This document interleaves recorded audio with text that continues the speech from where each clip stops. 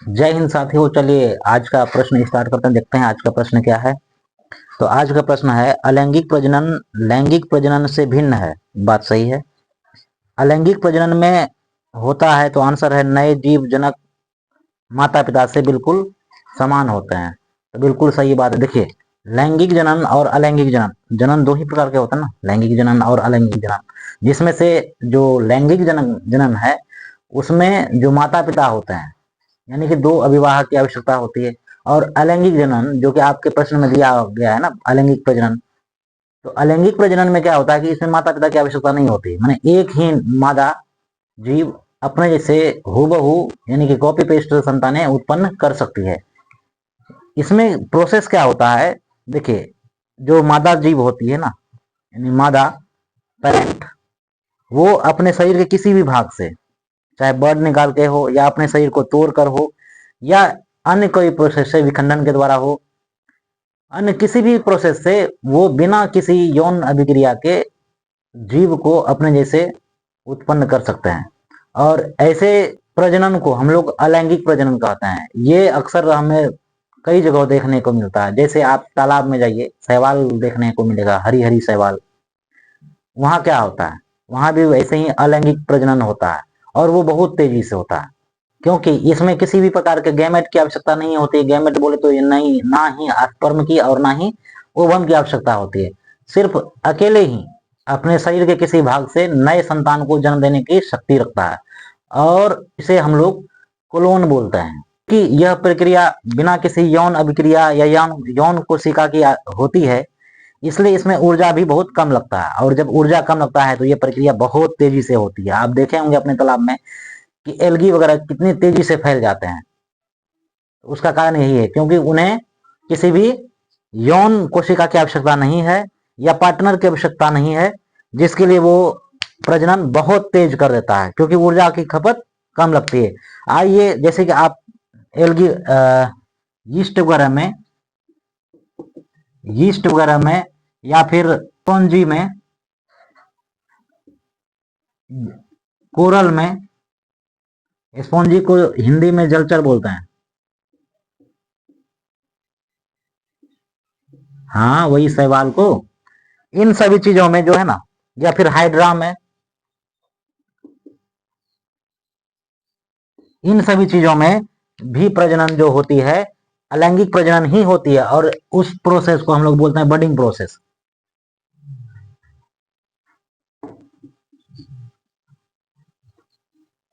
देखिए, अलैंगिक प्रजनन का भी बहुत सारा प्रोसेस है। जैसे पहला हमने बताया आपको कि जैसे ये है, यीस्ट है, स्पॉन्जी है, कोरल है, हाइड्रा है, जिसको स्पॉन्जी को हम लोग हिंदी में जलचर भी बोलते हैं।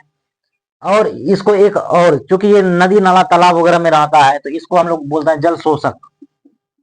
जल शोषक, जल सोखने का काम करता है ना, इसलिए इसको हम लोग बोलते हैं जल शोषक। आप इन चीजों को याद रख लीजिएगा, कभी भी नाम बदल के भी, क्योंकि प्रश्न पूछे ही जाते हैं फंसाने के लिए। इसलिए आप क्या करेंगे, इन इन सभी का नाम को याद रख लेंगे, ठीक है। देखिए, हमने अभी बताया कि अलैंगिक जनन जो इन सारे जीवों में होता है वो बडिंग प्रोसेस से होता है। ऐसे ही कई सारे प्रोसेस हैं, आगे का प्रोसेस है, जैसे कि बताएंगे भी आपको। उसी तरह से होता है फ्रेगमेंटेशन,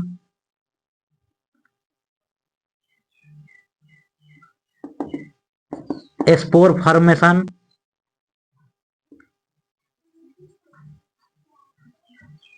और उसी तरह से होता है बाइनरी विखंडन।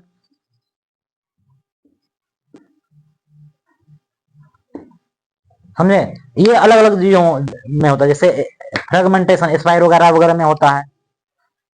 तो फ्रेगमेंटेशन कहाँ किस में होता है, स्पाइरो वगैरह वगैरह में होता है।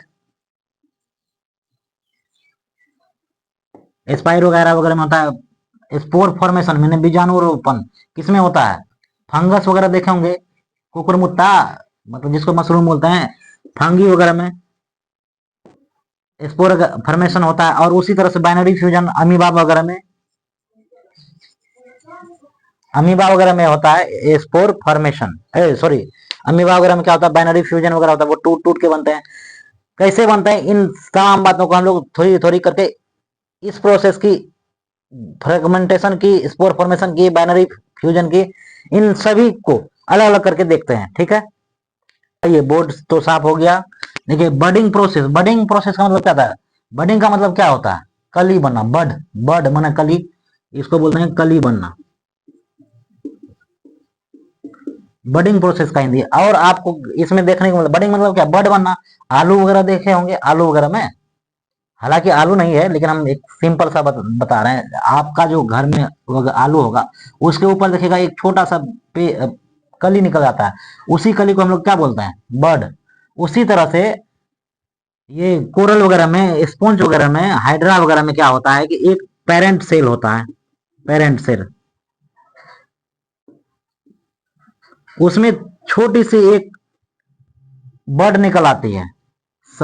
इनको पोषण मिलने के बाद वो बर्ड धीरे धीरे बड़ा हो जाता है, और एक समय में ये बर्ड मदर सेल के बराबर हो जाता है, पेरेंट बॉडी के बराबर हो जाता है। और फिर पोषण जैसे जैसे मिलता है वो मदर सेल से अलग होकर डॉटर सेल में बदल जाता है। डॉटर सेल में बदल जाता है, यानी कि पेरेंट सेल से बर्ड निकली, कली निकली, इसीलिए हम लोग इसको क्या बोलते हैं? बर्डिंग प्रोसेस, यानी कि कली बनने की प्रक्रिया। वही बर्ड धीरे धीरे, इसको लिख लेते हैं बर्ड, आपको आसानी होगी। तो ये मदर सेल है, उसी का ये दूसरा डॉटर सेल है जो बर्ड बना हुआ है। वो बर्ड पोषण लेके थोड़ा बहुत बड़ा होता है, फिर पोषण लेगा, फिर बड़ा होगा, और एक दिन मदर सेल के बराबर हो जाता है। और जैसे ही बराबर होता है वो अपने से बॉडी से डिटैच हो जाता है, मदर की बॉडी से डिटैच हो जाता है, और वहां से डॉटर सेल बन जाते हैं। और ये मदर सेल में जितनी भी प्रक्रिया होती है, यानी जो भी बायोलॉजिकल प्रोसेस होते हैं, वो सारे के सारे गुण डॉटर सेल में भी same to same biological process होते हैं। मतलब एक सेल से ही दो सेल टूट गया, और कैसे बना? तो बर्ड के द्वारा बना, इसलिए हम लोग इसको बर्डिंग प्रोसेस वगैरह में काउंट करते हैं। जैसे आप जल में रहने वाला को हाइड्रा वगैरह को देखे होंगे, जल में जो रहती है हाइड्रा वगैरह, रफ फिगर हम बनाते हैं आपको समझाने के लिए। ये मान लेते हैं हाइड्रा है। हाइड्रा में भी क्या होता है? ये हाइड्रा है, और ये है पेरेंट सेल। हाइड्रा में क्या होता है कि समय रहते धीरे धीरे, उसी तरह से जैसे अभी हम बताएं आपको, ये तो बेसिक प्रोसेस है। हाइड्रा में भी थोड़ी सी कली निकल आती है, ये हो गया कली, बड। फिर पोषण मिलेगा जैसे ही हाइड्रा वगैरह में, वो थोड़ी सी बड़ी होगी, और थोड़ा थोड़ा सा उसका फॉर्मेशन चेंज होता जाएगा। और एक टाइम ऐसा आएगा कि जब हाइड्रा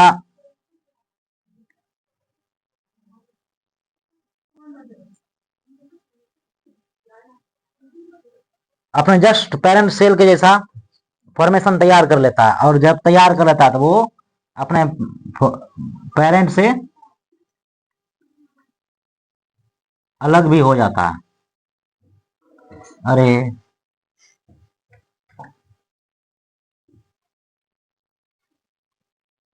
ये एक और ये दो, मतलब आप समझे कि एक पेरेंट बॉडी अपने दो डॉटर बॉडी को जन्म दे दिया।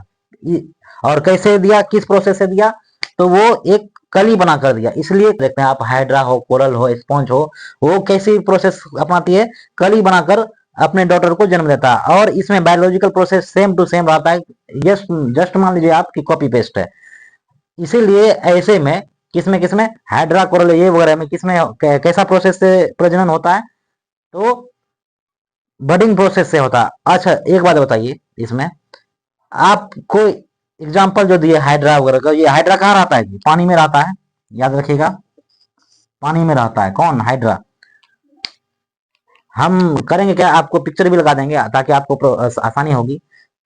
अच्छा, ये जो बडिंग प्रोसेस के द्वारा जो भी मदर सेल से डॉटर सेल में कन्वर्ट हुआ, आपको कहीं भी आपको स्पर्म का या ओवम का आवश्यकता देखने को मिला क्या? नहीं मिला ना। इसीलिए तो इसे अलैंगिक कहते हैं, क्योंकि इसे किसी भी पार्टनर की आवश्यकता नहीं होती है। आई बात समझ में? चलिए आगे इसी तरह से एक और है, हालांकि चार हैं, आपको चारों धीरे धीरे डिटेल करके बताएंगे। अगला प्रोसेस है, ये देखिए, अलैंगिक प्रजनन का पहला प्रोसेस हमने आपको बतलाया। दूसरा प्रोसेस क्या है? फ्रेगमेंटेशन। फ्रेगमेंटेशन कहाँ देखने को मिलता है? एक मिनट रुकिए, बोर्ड साफ करना है।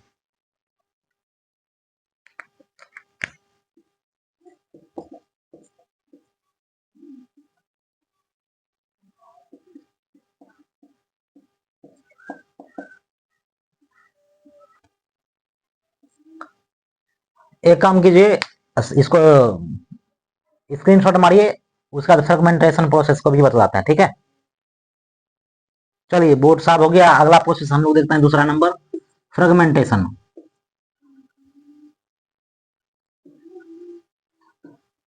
इसको हिंदी में हम लोग बोलते हैं टन। ये आपको कहाँ देखने को मिलता है? स्पाइरो गायरा वगैरह में। कहाँ पे? स्पाइरो गायरा वगैरह में। स्पाइरो गायरा बोले तो एक तरह का एल्गी।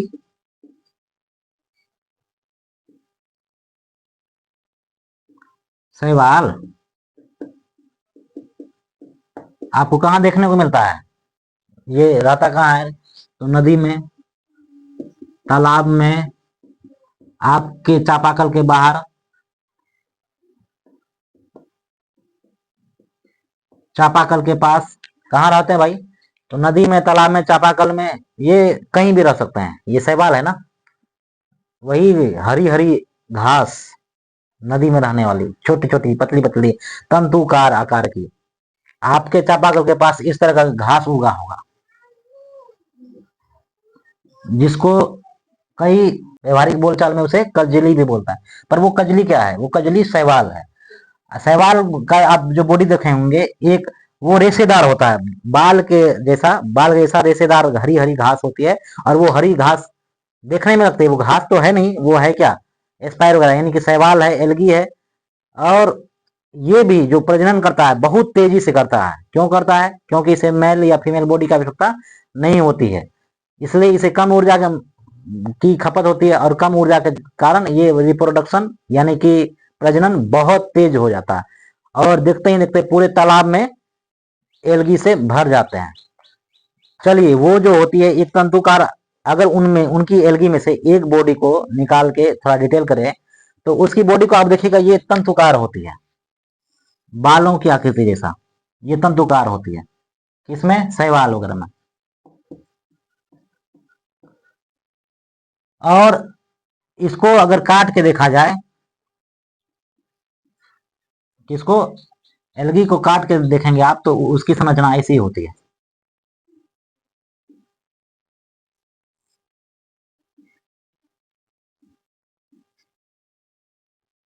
मिस्टेक हो गया बनाने में।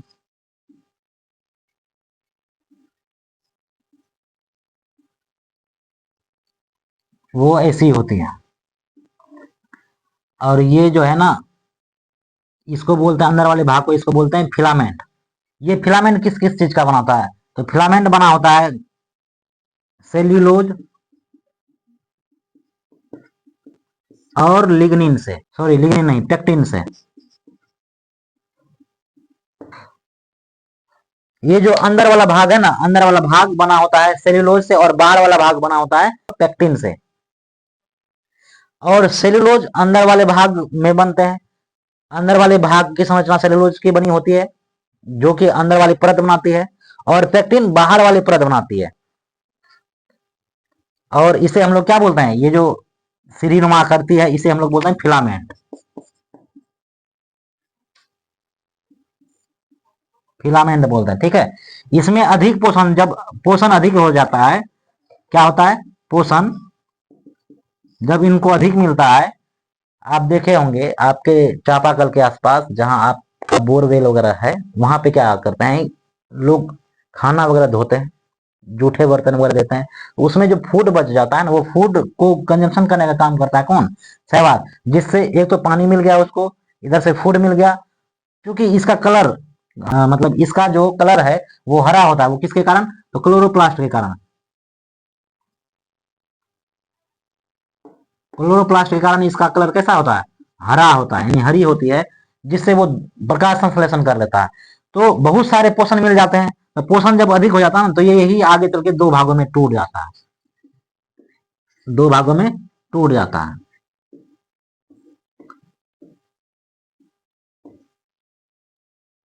और टूट जाता है, जैसे ही टूटा, वो एक फिलामेंट या एक तंतु, वो दो दो तंतु में बदल जाता है। और दोनों तंतु की दोनों तंतु की बायोलॉजिकल प्रोसेस, जीवन जीने की जीवन शैली सेम एकदम मदर सेल के जैसा, यानी कि पेरेंट सेल के जैसा ही होता है, और ये मैच्योर बॉडी हो जाता है। बाद में ये अपनी संख्या को बढ़ाते बढ़ाते इसी तरह से 1 से 2, 2 से 4, 4 से 8, इसी तरह से गुणोत्तर में अपनी संख्या को बढ़ाते हैं, और धीरे धीरे देखते देखते पूरे तालाब या नदी को घेर लेते हैं। अच्छा, ये जो अभी आप देखे शैवाल यानी कि एल्गी में जो टूटकर एक पेरेंट सेल से 2 डॉटर सेल बना, क्या इसमें आपको कहीं भी स्पर्म की आवश्यकता लगी, या कहीं भी आपको ओवम की आवश्यकता लगी, या कहीं भी पार्टनर की आवश्यकता लगी इन्हें प्रजनन करवाने में? नहीं। इसीलिए इसमें कम समय लगता है, और इसी तरह से इसकी संख्या बहुत तेजी से बढ़ जाती है। ये हुआ क्या? टूट टूट के बना, इसीलिए हम लोग क्या बोलते हैं, खंडन प्रोसेस बोलते हैं, माना फ्रेगमेंटेशन किसमें देखने को मिलता है? स्पाइरोगायरा में देखने को मिलता है। ये कहाँ रहता है? नदी में, तालाब में, कहीं भी, चापाकल के आसपास, जहां भी थोड़ी सी भी नमी मिलेगी वो उत्पन्न हो जाएगा। कौन? एल्गी। ठीक है, अगला प्रोसेस देखते हैं। अगला प्रोसेस है स्पोर फॉर्मेशन।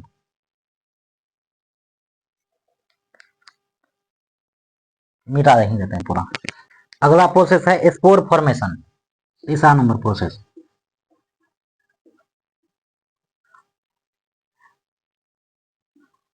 इसको हिंदी में बोलते हैं बीजाणु जनन।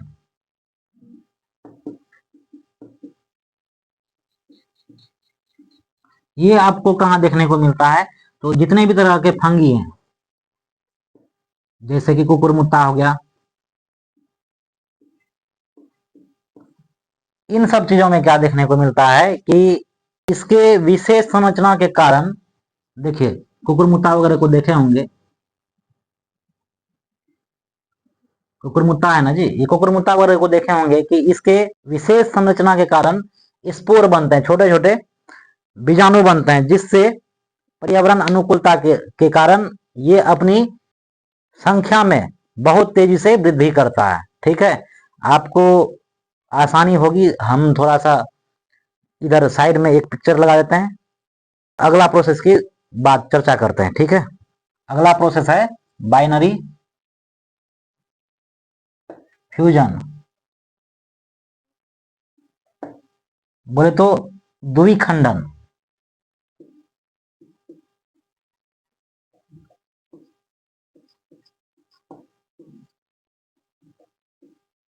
यह प्रोसेस कहां देखने को मिलता है आपको? तो यह देखने को मिलता है अमीबा में, उसी तरह से पैरामीशियम में, और भी इससे रिलेटेड जितने भी जीव हैं उसमें देखने को मिलता है। कौन सा? बाइनरी फ्यूजन, बोले तो द्विखंडन।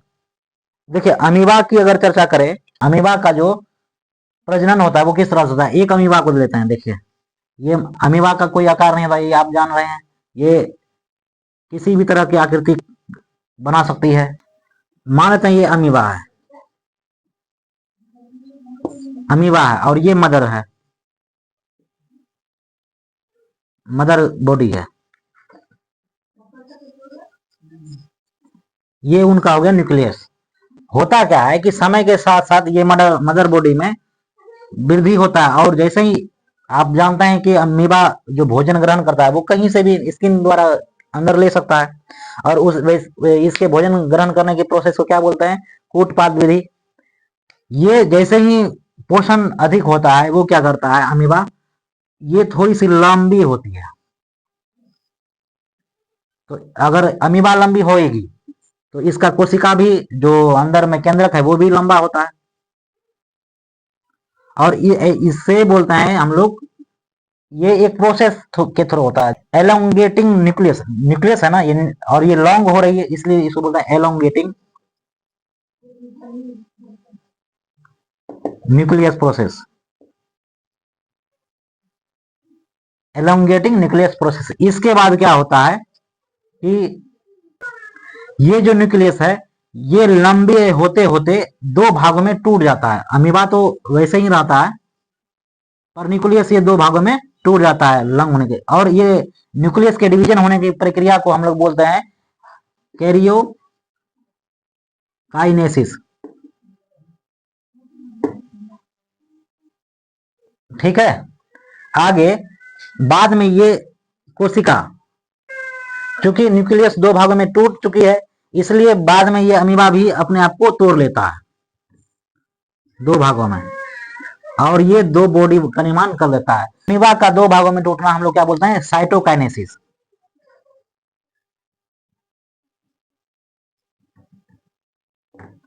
याद रखिएगा, अगर अमीबा पोषण के कारण उसके न्यूक्लियस की लंबाई बढ़ रही है, वृद्धि हो रही है, तो उसको हम लोग बोलते हैं एलोंगेटिंग न्यूक्लियस।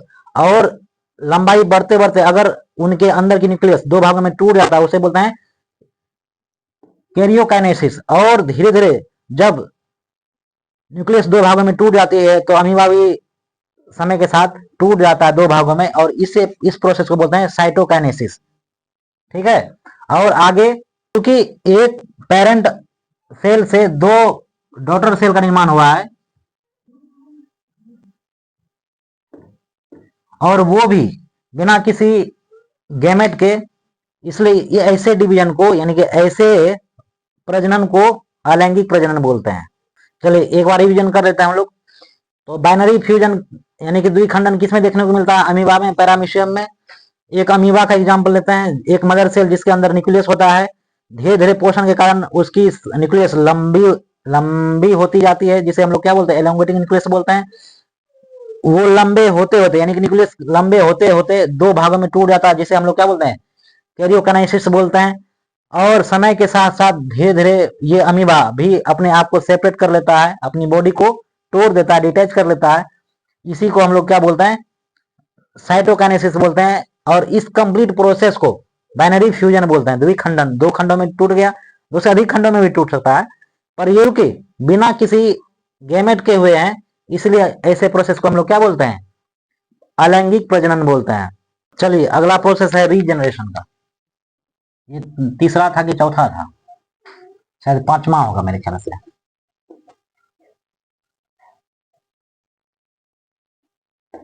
रीजनरेशन को हिंदी में बोलता है पुनर्जनन।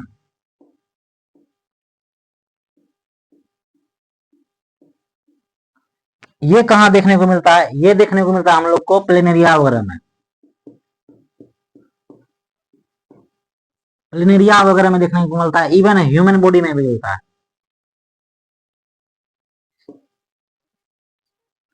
ह्यूमन बॉडी में भी कहाँ देखने को मिलता है? जैसे आप लीवर वगैरह में देख लेंगे, स्किन वगैरह में देख लेंगे, और सब भागों में देख लेंगे जहां पे सेल का रिपेयर होता है, उसे हम लोग रीजनरेशन प्रोसेस बोलते हैं। देखिए रीजनरेशन में क्या होता है कि जो क्षतिग्रस्त भाग होते हैं ना, उनसे एक नया जीव बनता है। इस प्रोसेस को हम लोग रीजनरेशन बोलते हैं।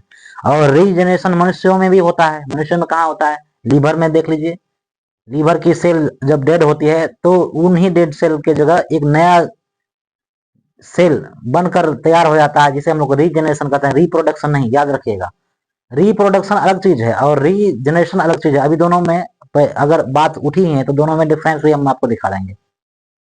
ठीक है, तो इसलिए याद रखिएगा, रीजनरेशन अलग चीज है, रिप्रोडक्शन अलग चीज है। रिप्रोडक्शन का मतलब हुआ कि एक नया जीव बॉडी से अलग होकर बनना, और रीजनरेशन का मतलब यह है कि जहां टूट फूट हुई है उसी सेल को पुनः रिपेयर कर देना। जैसे हमारे लीवर वगैरह में, स्किन वगैरह में, बोन वगैरह में, बोन होता है ना, हड्डी वगैरह जो टूट जाती है, तो वहां भी आपको क्या देखने को मिलता है कि जो हड्डी टूटी है वो अपने से बगल में एक नई नई सेल बनाती है, बोन सेल बनाती है, और धीरे धीरे वो हड्डी हमारी जुड़ जाती है। उसी तरह से हेयर वगैरह में, नेल वगैरह में, नाखून वगैरह में आपको क्या देखने को मिलता है? नाखून जैसे जैसे काट रहे हैं वैसे वैसे उनकी जगह खाली होते जाती है, और उनका जगह पुनः पीछे वाला सेल ले लेता है। यहाँ रीजनरेट हो रहा है, रिप्रोडक्ट नहीं हो रहा है।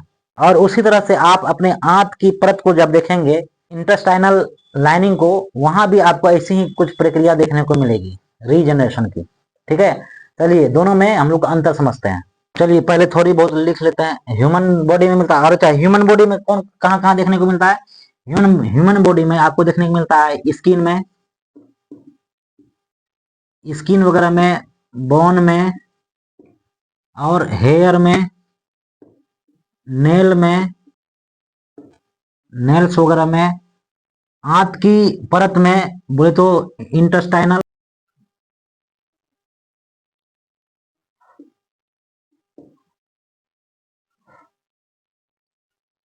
लाइनिंग में और लीवर वगैरह में, इन तमाम जगहों पर आपको रीजनरेशन देखने को मिलता है। देखिए रिप्रोडक्शन, बार बार हम इसको रिकॉल करवा रहे हैं आपके बात को कि रीजनरेशन अलग है, रिप्रोडक्शन अलग है।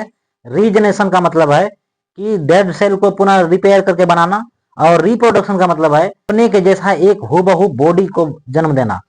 तो ह्यूमन में इन सारी जगहों में रीजनरेशन की काम होती है, रीजनरेशन की प्रक्रिया होती है। आइए, जब रीजनरेशन और रिप्रोडक्शन की बात हुई है तो थोड़ी बहुत चर्चा कर लेते हैं ताकि आपको कंफ्यूजन ना रहे। तो एक तरफ हम लोग लेते हैं रीजनरेशन, थोड़ी ऊपर करके लिखते हैं, जगह कम रहेगा।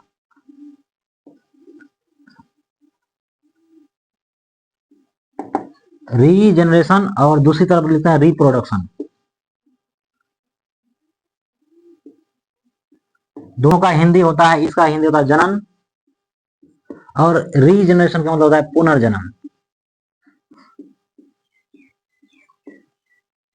चलिए ठीक है। ठीक है, रीजनरेशन में जो होता है वो कोई भी सेल या बॉडी का कोई अंग, यानी कि सेल या ऑर्गन की रिपेयरिंग की जाती है।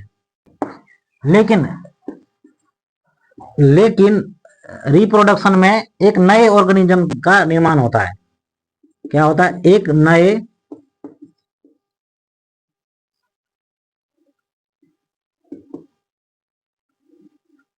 नए ऑर्गेनिज्म बॉडी का निर्माण होता है, और ये मनुष्य में सिर्फ और सिर्फ एक बार ही होता है।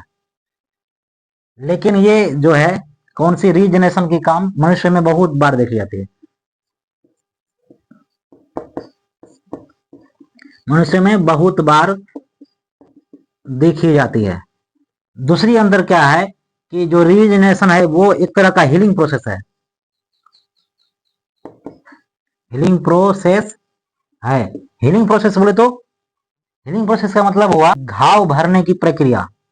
और वहीं आप देखेंगे कि जहां रिप्रोडक्शन होता है उसका एक अंतर है। क्या? जिस तरह से रीजनरेशन एक हीलिंग प्रोसेस है, उसी तरह से रिप्रोडक्शन क्या है? न्यू लाइफ जनरेटिंग प्रोसेस है। क्या है ये? Life generating. आई बात समझ में? मतलब इनसे एक नया बॉडी का निर्माण होगा, लेकिन ये क्या करेगा? टूट फूट को, घाव वगैरह को भरने का काम करेगा, या फिर नए जहां सेल डैमेज हो गए वहां सेल को बनाने का काम करेगा। कौन? रीजनरेशन। और नए नए जीव का निर्माण करने का काम किसका है? तो रिप्रोडक्शन प्रोसेस का है। तो हीलिंग प्रोसेस में क्या देखने को मिलता है कि यह शरीर के क्षतिग्रस्त कोशिकाएं या अंग या किसी भी सेल को रिपेयर करना, ताकि वो आगे उसी तरह से काम करता रहे। ये किसका काम है? हीलिंग प्रोसेस का काम है। यानी जब हमें चोट लगती है, या हमारी त्वचा कट जाती है, या हमारे हड्डी वगैरह टूट जाते हैं, बोन वगैरह टूट जाते हैं, तो उस वक्त क्या देखने को मिलता है? उस वक्त यही देखने को मिलता है कि हमारी जो टूटी हुई हड्डी है, या कटी हुई स्किन है, या चोट लगी हुई कोई भी अंग है, वो अपने आप को रिपेयर कर लेता है। कुछ दिनों के बाद वो जैसे कि तैसे ही काम करने लगते हैं। तो वो होता कैसे है? जैसे ही डेड सेल उस जगह की मर जाती है, तो उनके आजू बाजू के सेल उन्हें रिप्रोडक्ट करने में, यानी कि रीजनरेट करने में मदद करता है। और ये इसी प्रोसेस को हम लोग हीलिंग प्रोसेस कहते हैं, जो आपको इधर देखने को मिल रहा है। याद रखिएगा कि ह्यूमन बॉडी में जो भी टूट फूट होता है उसको हीलिंग प्रोसेस के द्वारा भरा जाता है, न कि रिप्रोडक्शन विधि के द्वारा। ठीक है। तो रीजनरेशन में क्या होता है कि जो डैमेज सेल होते हैं हमारे, या किसी भी बॉडी के डैमेज सेल को क्या करता है? वो मार देता है, और उनके बगल के आजू के बाजू के हेल्दी सेल उन्हें सेल डिवीजन प्रोसेस से उस घाव को भरने की, यानी कि नए नए कोशिकाओं को जन्म देने की विधि को अंजाम देते हैं, जिसे हम लोग क्या बोलते हैं? हीलिंग प्रोसेस कहते हैं। धीरे धीरे यह टिश्यू बनाता है और घाव हमारा भर जाता है। और उसी तरह से अगर आप रिप्रोडक्शन की बात करेंगे तो इसमें आपको देखने को क्या मिलता है कि ये रिप्रोडक्शन एक ऐसी जैविक प्रक्रिया है जिसमें नए जीवों का निर्माण होता है। तो कहने का मतलब है कि रिप्रोडक्शन प्रक्रिया में नए जीव का निर्माण होने के लिए हमें दो जीवों की आवश्यकता तो होगी, क्योंकि ये नई जीवन इकाई को जन्म दे रहा है। तो रिप्रोडक्शन में दो जीवों की आवश्यकता होती है, लेकिन रीजनरेशन में दो जीवों की आवश्यकता या किन्हीं भी जीवों की आवश्यकता नहीं होती है। ठीक है, आई बात समझ में। और अगर रिप्रोडक्शन के प्रोसेस की बात करें तो आपको मालूम है दो जीव मिलकर क्या बनाता है, एक नई जीव इकाई का निर्माण करता है।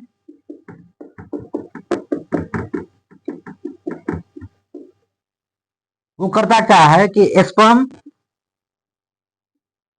और ओवम जो कि अलग अलग दो सेल है, वो दोनों सेल आपस में फर्टिलाइज होते हैं, जिनसे जाइगोट का निर्माण होता है। यही आगे चलकर एम्ब्रियो बन जाते हैं, और यही आगे चल के एक मेच्योर बेबी बन के तैयार होता है। यही आगे चल के एक मेच्योर बॉडी बन के तैयार हो जाता है। मतलब आप यहाँ देखते हैं, क्या देखते हैं कि एक बॉडी के निर्माण में हमें दो दो अलग अलग सेल की आवश्यकता होती है, और इससे इनके दोनों के फर्टिलाइजेशन से, इन दोनों के फर्टिलाइजेशन से एक नए बॉडी का निर्माण हो जाता है। और ऐसे प्रोसेस में हमेशा आपको जेनेटिक वेरिएशन देखने को मिलता है। आप देखे होंगे, पहले लिख लेते हैं।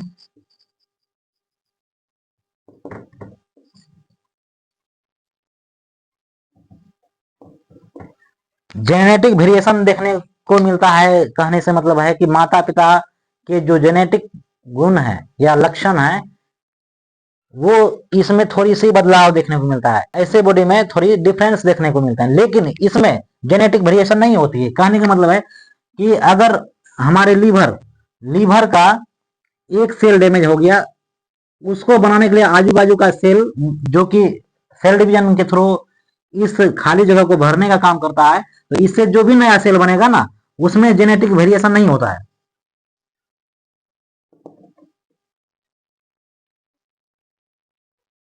वो जेनेटिक वेरिएशन देखने को नहीं मिलता है। ठीक है, लेकिन यहाँ जेनेटिक वेरिएशन देखने को मिलता है। ये सारी मुख्य डिफरेंस है किसमें, रिप्रोडक्शन में और रीजनरेशन में। और ये रिप्रोडक्शन आपको किस में देखने को मिलता है, तो रिप्रोडक्शन देखने को मिलता है ह्यूमन में, माने कि मानव में, जानवर में,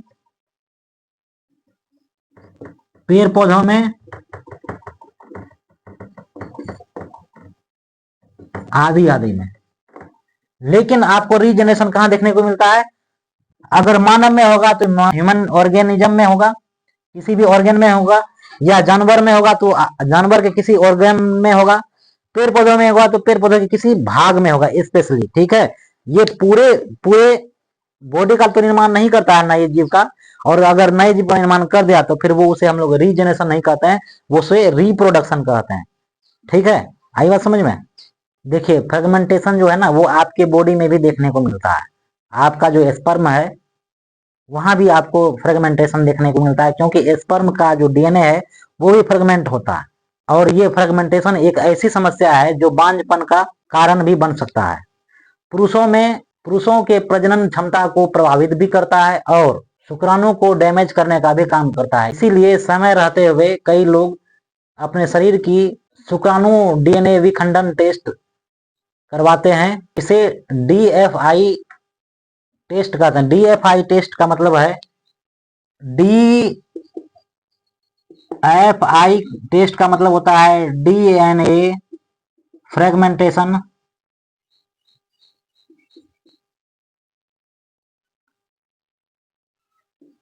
इंडेक्स टेस्ट, जो कि आप सभी या हम सभी के लिए बहुत जरूरी वैकल्पिक साधन है। इससे मानवीय प्रजनन क्षमता पर किसी भी तरह का बुरा प्रभाव नहीं पड़ता है। फ्रेगमेंटेशन होने का कई कारण हो सकता है।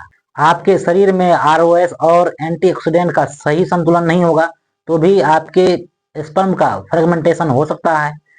दूसरी, अगर आपकी खान पान सही नहीं है, जैसे बहुत अत्यधिक धूम्रपान करते हैं या शराब का सेवन करते हैं, तो इससे भी आपके शरीर के स्पर्म का फ्रेगमेंटेशन होगा।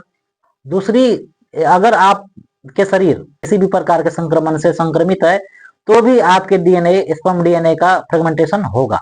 या ये भी हो सकता है कि आप जिस पर्यावरण में रह रहे हैं वो पर्यावरण आपके अनुकूल यानी आपके शरीर के अनुकूल ना हो, जिससे आपके शरीर में पर्यावरणीय प्रभाव एक दुष्प्रभाव बनकर उभर सकता है और जिसके कारण आपके स्पर्म का फ्रेगमेंटेशन होना तय हो सकता है। इसलिए सही पर्यावरण में निवास कीजिए, वातावरण को शुद्ध और साफ रखिए और अगर हो सके तो अपने जीवन शैली में खान पान को सही रखिए। चलिए आज के लिए बस इतना ही, मिलते हैं अगले प्रश्नों के साथ अगले वीडियो में, तब तक के लिए जय हिंद।